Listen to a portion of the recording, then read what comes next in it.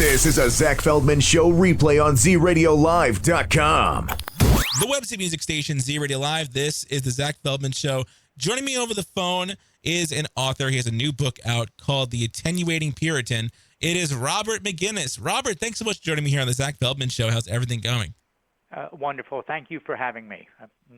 Pleasure being here. Yeah, anytime. Thanks so much for coming in. Tell me all about this very pure book. Well, The Attenuating Puritan, it started out as perhaps a little tongue-in-cheek comedy, but the more I started writing it, the more I realized what dire straits the planet is in. I want to say he's a little ADHD, maybe a little bit of autistic, and he got stuck with this thing is that he was going to clean the Garden of Eden to make it pure again. And in that he travels around to some super fun sites and to other places where he knows there's toxics, and he tries to absorb much out of the environment with his body as he can. And it leads to liver failure and fertility issues and different types of cancer.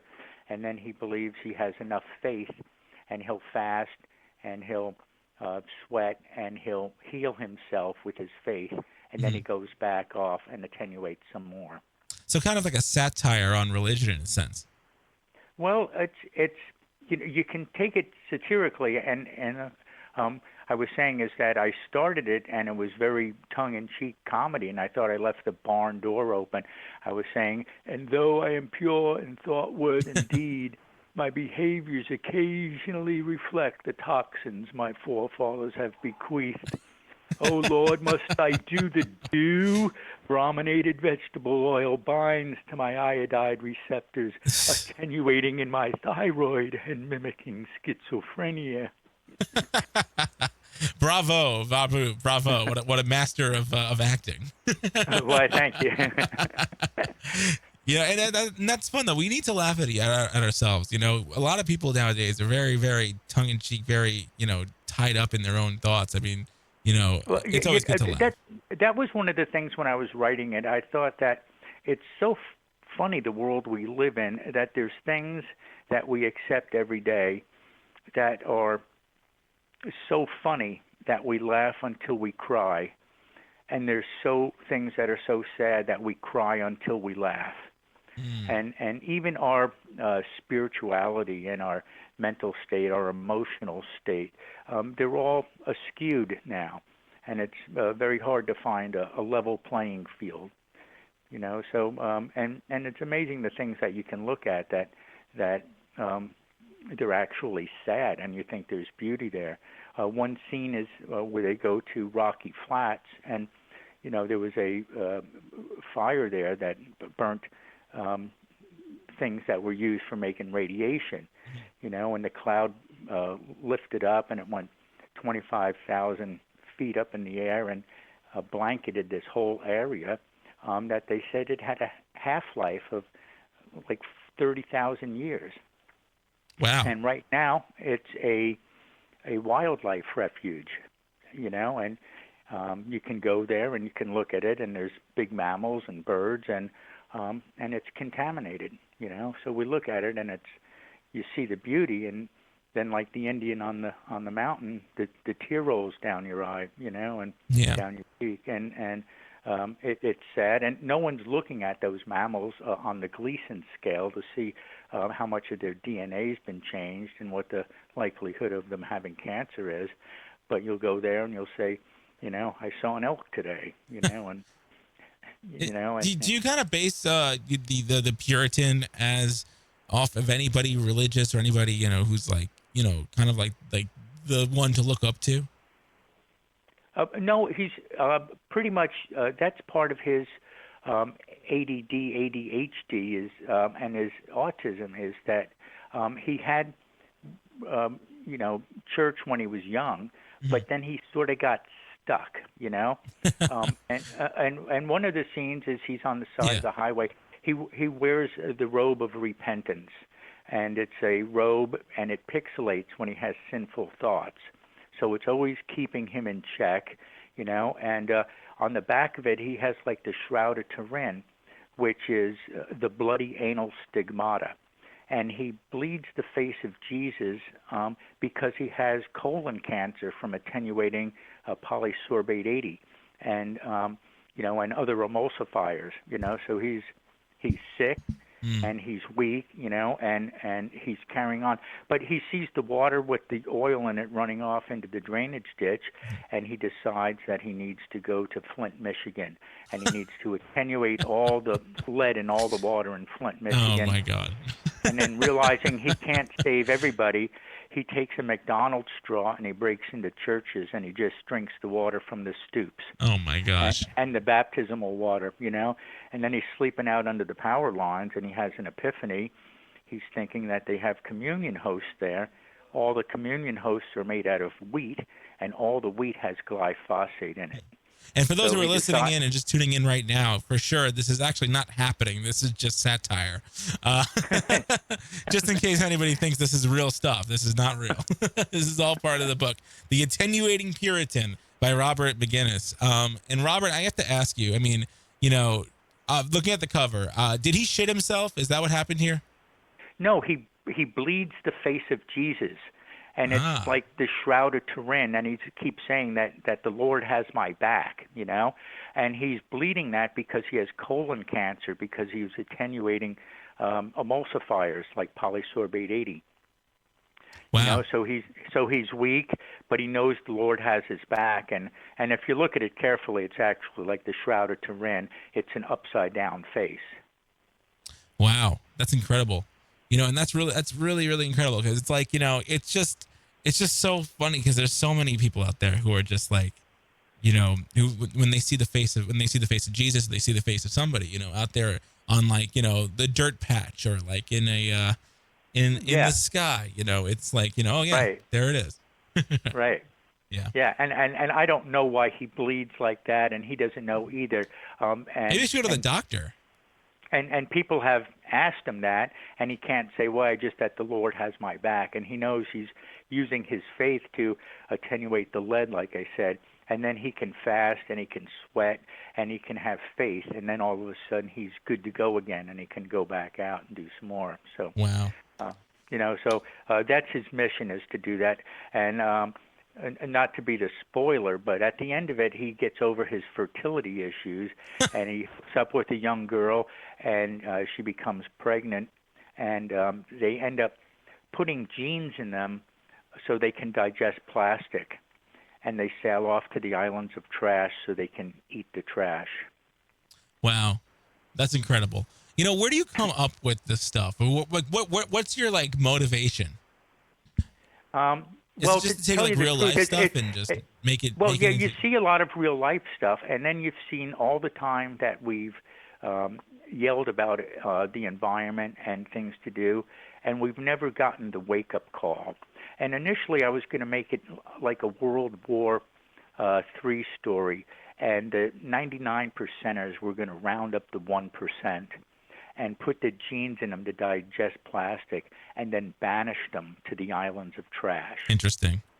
And I thought, that's a good story, and I like that story, but it didn't teach personal responsibility. Yeah. And I thought when the Puritan took the whole world on his shoulders, even knowing he couldn't do all the work, he never stopped trying. Wow. And that's the lesson for everybody, everyone that wants to participate is this is our planet, this is our job, and we need to share that burden. And I thought it was a much more powerful story to have a guy that's not all there quite with it, but is dedicated to God and to people, and he can be selfless and make sacrifices for the benefit of all of us. Because those are the best people, who are the ones who sacrifice themselves for your happiness. Yeah, and I think that makes the story powerful, but it also makes it attainable for the reader, and it realizes that you don't have to do everything; you just need to do something. And I thought that was a much better lesson than blaming somebody and banishing them to the island. He didn't put all that trash there, but it's his planet, and he's going to clean it up. So, anyway, that's where I was coming up with that. You and got I really such a creative mind, when it comes to writing these books. I mean, it's incredible, and I want to have that mind too, because I'm currently writing scripts, and it's like, it's the same thing. It's like a struggle just to try to figure out the fun aspects of it, the funniness. Yes, and that's really comedy is not easy. It's such a sad story, and I thought that if I put a little bit of comedy in there, is that then people would want to read it and they would relate to it more. Yeah. And if you're whistling while you're working, then the work isn't so hard, And if you're laughing while you're working, it makes it go so much faster and so much better. So I'm really proud of the character I created, and I know it's a turnoff for some people, but he's the guy, He's the guy. Blame him, basically. No. Be him is what we want to do. Okay, got it. Be him, Well, I'm saying if they're mad about it, blame him, not you. Yeah. Well, and blame yourself for allowing and the planet didn't get this way because of anybody. Yeah. It got there because of everybody, and it got there because we didn't look at the urgency. And as I look at a lot of things going on, and I mentioned the World Counts, and I don't know if you're familiar with that, but you can log on to the World Counts, and it has these meters that are just spinning on how much plastic was made this year, and oh my gosh. and they don't stop moving, and it's hundreds of thousands of tons, Yeah. And it'll show all different types of chemicals and all different types of plastic. Recently in the news, there was they identified more than 14,000 types of plastic used in food wrapping. Wow. And let me guess, most of it's coming from Japan, because have you seen Japan's packaging? It's crazy. Well, they've identified more than 3,000 microplastics in the human body. Wow. And I have a part in the story where he's talking about more than 400 carcinogenic chemicals are in the human body that didn't even exist 100 years ago.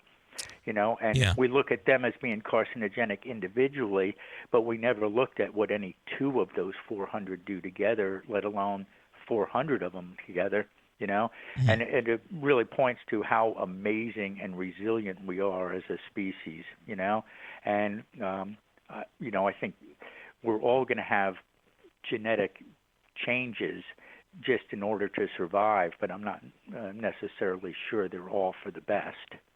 Yeah. But we are fascinatingly resilient. We are. It's always great to, obviously it's not great that the environment's, dying because of our actions, but it's always okay to kind of take a step back and try to look at the positive by laughing by it, somehow. Exactly. One of the things that always comes back to me is George Carlin saying, "It won't matter in a billion years." And and he said that on stage, and it's funny, and it's true. You think, but it's funny. You think, and I'm writing this story with a sense of urgency, and in the back of my mind, I'm like, well, in a billion years, does it really matter? Have you ever taken your chops of comedy ever to stand up, or did you ever want to do that? You know what? I don't know if I have the nerve to do it, but I've always been fascinated by comedy. I write little poems or little jokes and things like that, and it's always entered my mind. Yeah, so, that's awesome. Well, I'm excited. I had one I don't drink, I don't smoke, and I don't do drugs. But it's easy for me. I don't drive, I don't work, and I don't vote. Awesome. Well, I'm excited to see where the rest of your career goes. I want to know too. What are you working on right now before you go? Well, I have two things that I'm urgently working on. One is called The Bullshit Revolution, and I'm showing how one lie almost toppled the greatest empire in the world. And that one I don't think it's going to be well liked. I'm I'm pointing fingers a little bit too much. It's too political. It's divided before it's even off the press. But it seemed like an urgent story that needed to be told.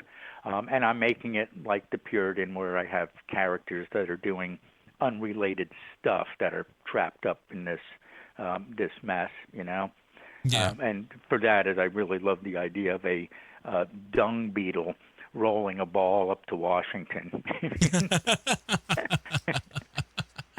I love your mind, and I love this story, and I love everything about this, and I really hope you get the best out there when it comes down to the other book too.